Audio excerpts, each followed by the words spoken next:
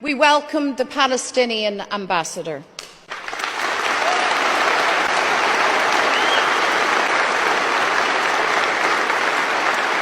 The Palestinian people have a right to their homeland. Having endured generations of dispossession, occupation, oppression, apartheid, human rights violations that should shake humanity, tonight, hell rains down on Gaza.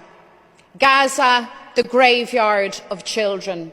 A child's life taken every 10 minutes. Israel claims to act in self-defense. Carpet bombing civilians, collective punishment, massacring children in their thousands is not defense.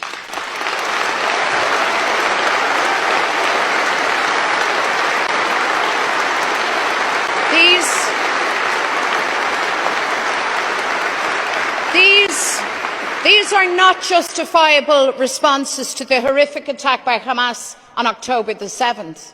The world sees Israeli actions for what they are: barbaric, hateful, cowardly war crimes.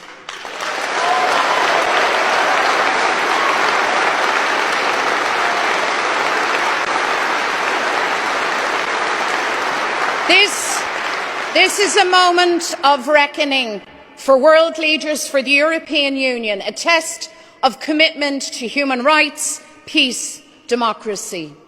We ask, where is the protection of international law for every child killed in Gaza, for every Gazan mother holding the cold body of their dead child? Israel cannot be allowed to commit atrocities with impunity. The government says that Israel's actions cannot be without consequences. I agree. That is why the Irish government must take the lead and refer Israel to the International Criminal Court and send the Israeli ambassador home.